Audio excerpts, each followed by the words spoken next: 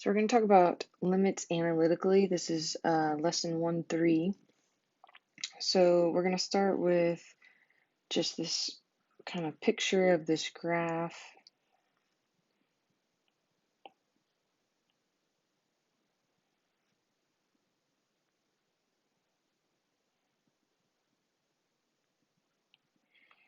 Okay, so if we have the limit as x approaches 2 of x squared minus 4 over x minus 2.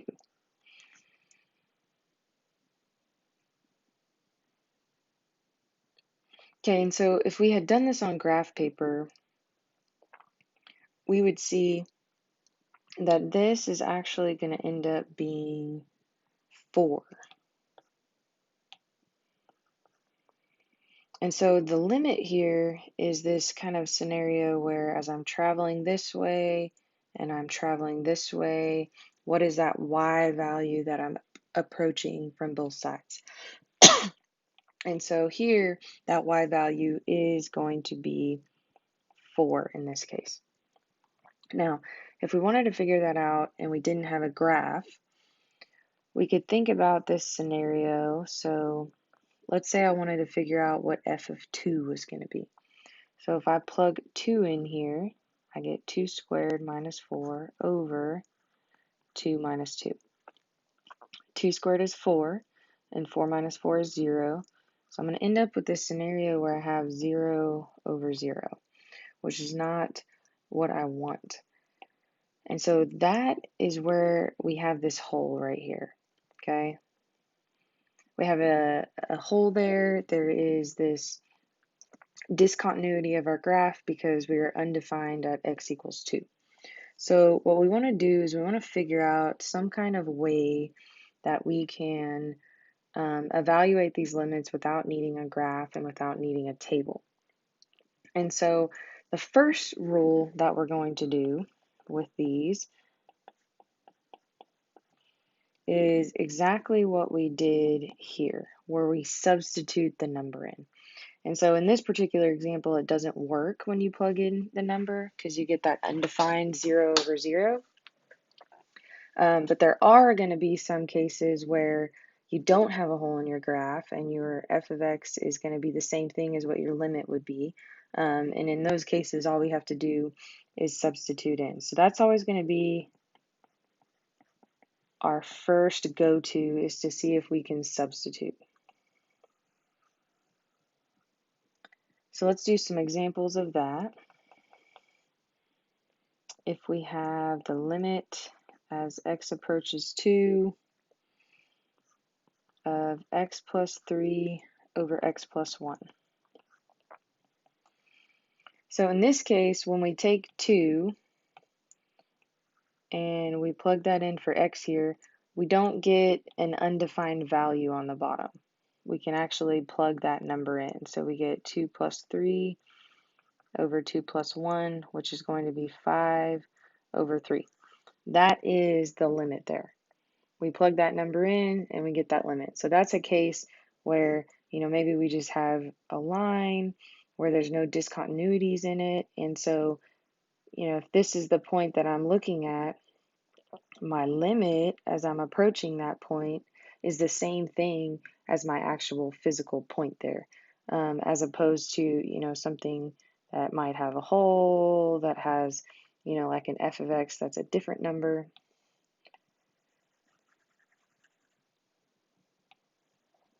All right, example 2, we have limit as x approaches pi over 6 of sine x. So here, same thing, we're going to start with just plugging it in. So sine of pi over 6 is going to give us 1/2. So the answer to our limit is going to be 1/2.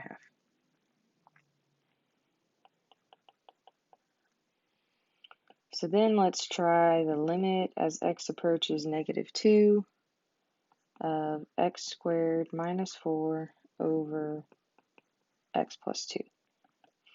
So now when we take this one, when we try to plug in -2, we get this scenario where we end up with 0 over 0. So this is where our first rule fails. Okay, we have this undefined solution of 0 over 0. And so when that happens, we need to move on to our second rule. So rule number 2, if you sub in and get 0 over 0, you're going to manipulate.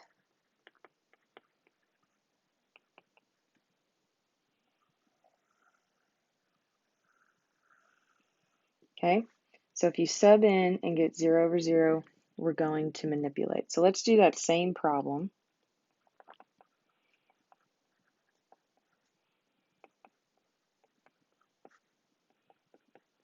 Okay, and what our goal is here is we're going to try and manipulate this problem, so change it somehow to where the value of it doesn't change, but the look of it changes to where when we try to substitute that -2 in, we're no longer getting some undefined thing.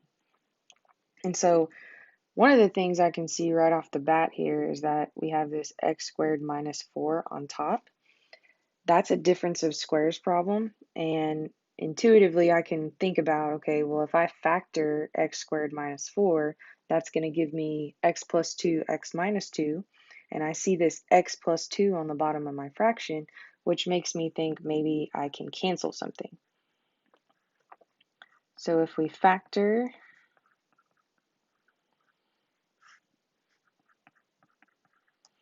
then we can cancel here, and I'm left with the limit as x approaches -2 of x minus 2. Then I can directly substitute -2 in, and -2 minus 2 is going to be -4. So -4 is the limit there.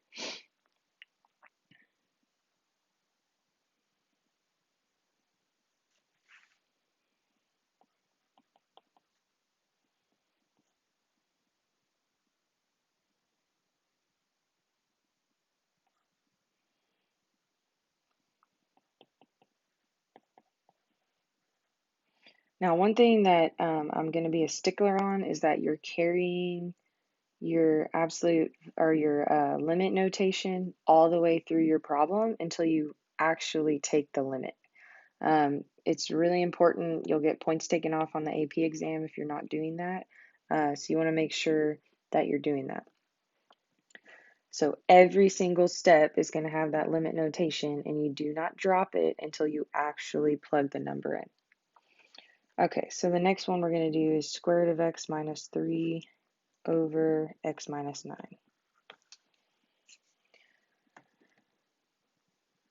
Now for this one, I want to still think about factoring. So I see a subtraction here, and I know that 9 is a perfect square. So I can think about possibly factoring the bottom. And I know generally when we factor with difference of squares, it's something that has an x squared, but you can do it with an x because the square root of x is the square root of x. So we can say the square root of x minus 3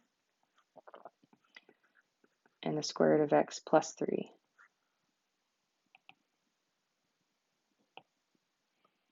Then we're going to cancel.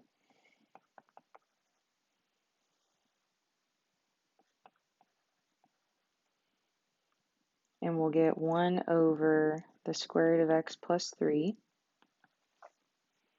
And then we can plug in. The square root of 9 is 3, so we're going to get 1/6.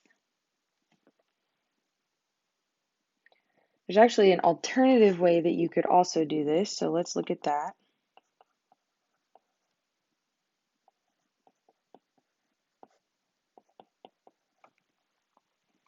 And so the other way that you could do this is you could actually do the conjugate of the top. So if we remember, conjugate is going to be, if I have two separated terms, my conjugate is going to have a different sign than the other one, the sign in the middle. So we'll multiply by the square root of x plus 3. Make sure that whatever you do to the top, you need to do to the bottom. And then this is just essentially a factored out difference of squares problem. And so if you can catch that pattern, it's going to save you a lot of work. So difference of squares tells me that I'm just going to have, so if we look, back up here, we started with x minus 9, and we went to the square root of x minus 3, the square root of x plus 3. So now if we're going to go the opposite way, it's just squaring each term. So I'm going to get x minus 9 over,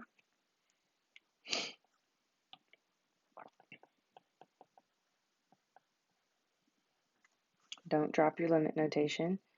And then I can see that I have an x minus 9 on top and an x minus 9 on the bottom.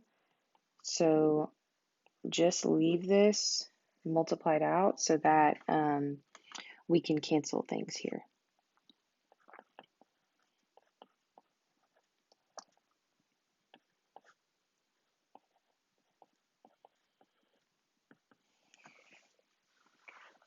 So then we can plug in, and we're going to get the same answer, 1/6. So that's just two methods for the same problem.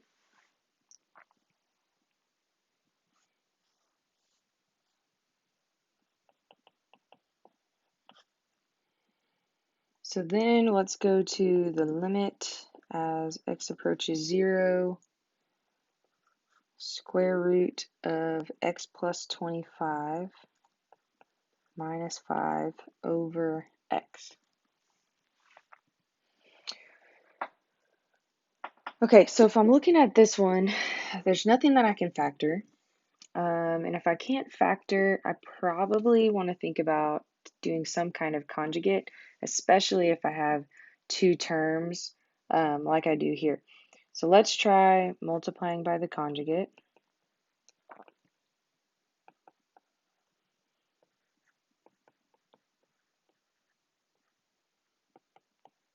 Sometimes with the conjugate, people run into changing the wrong sign. So you need to make sure it's the sign that's separating the two terms, not the sign, if there's a sign in here that we're not accidentally changing that sign. Okay, so then we're going to multiply. This is the same thing. It's just a big difference of squares. We have the same two terms, just with different signs. So I'm going to take my left term and I'm going to multiply that. So that's just going to give me x plus 25. And then 5 squared is going to be 25.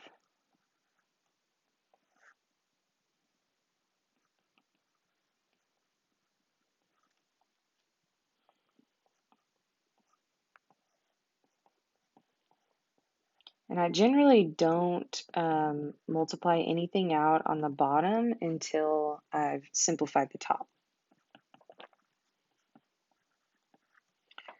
So then we look at the top here, these 25s are going to cancel, and we're going to get x over x times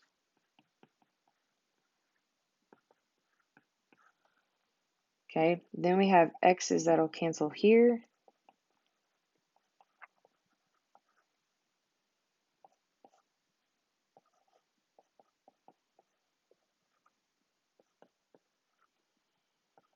Then we can direct substitute that 0 in.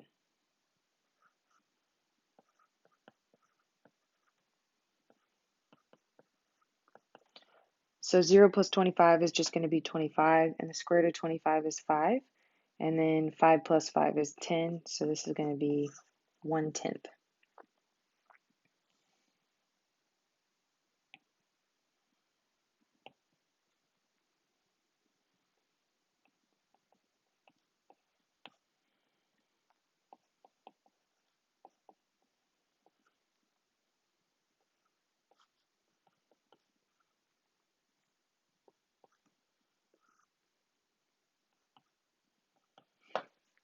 All right, so we have this next one. Okay, so this one's a little bit different. We now have this rational term so we have basically a fraction within a fraction. Okay, and so what I always want to do first is I want to get rid of the fraction. And so to do that, the best thing to do is whatever's the bottom of this fraction, I'm going to multiply this whole thing by that. And the reason that we want to do that is because that's going to create this scenario where we have 2 over x plus 2 times x plus 2. So those x plus 2's are going to end up canceling. You need to remember that you need to multiply it by both pieces and then also multiply it on the bottom. So these are going to cancel and we're going to get 2 minus, and this is, let's go ahead and distribute this out here. So negative 1 times x is going to be negative 1x. Negative 1 times 2 is going to be minus 2. You're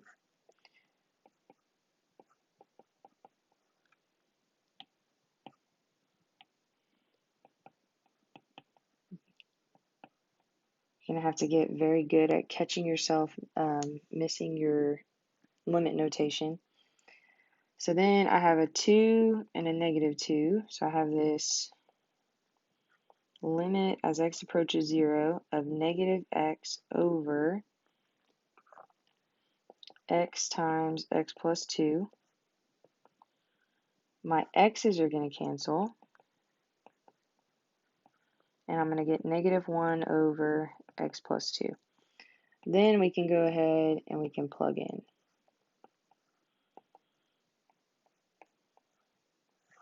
So negative 1/2 is what we should get there.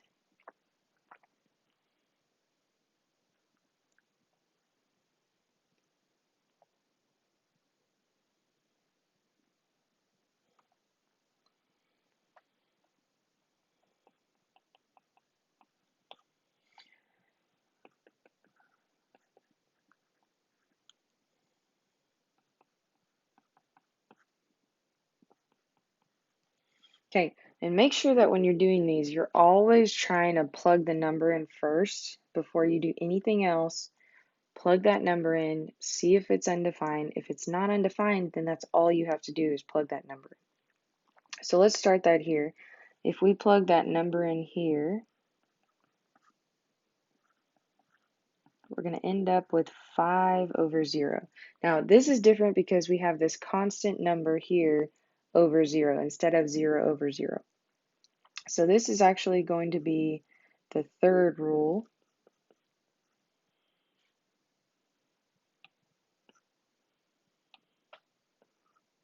So some constant over 0, but we're going to learn this later. I just wanted you to know that there is a method to that. If you have a scenario like that, we're just not going to get to it yet. All right, so last one, healer.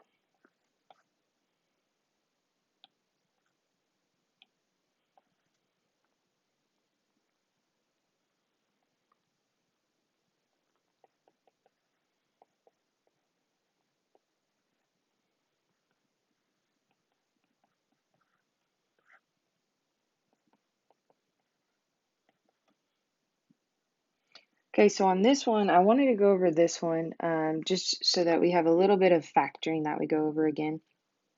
And so when I do trinomial factoring, what I do is I'll start from this number at the end here, and I read it essentially backwards. So the question I would ask myself is, what are the factors of 6 that subtract to whatever this middle number is here? And it's not always subtraction. You're reading it backwards. So here we have a subtraction sign, so that's why I'm saying subtracts to 1. If that was a plus sign, it'd be adding to 1. So the factors of 6 that subtract to 1 are going to be 3 and 2. And you do not have to use this process when you're factoring whatever you were taught or whatever you're comfortable with. If you use something else, then that's fine. This is just kind of how I organize my thoughts. Okay, and then one of the things that I lean on, because there's not a lot of guesswork, is I'll always look at this left symbol, and that left symbol actually always goes with the higher of the two factors. So 3 is the higher of the two, and then I know that I'm trying to get to +1, so I need my two numbers to combine to +1. So this would have to be negative for that to happen. X plus 3's will cancel, and we get x minus 2. We're going to plug in -3 and get -5. I do want to do one example from your homework in class that's a little bit different. Same principles, just a little bit different. And so I want to do that in class, but then we'll just practice.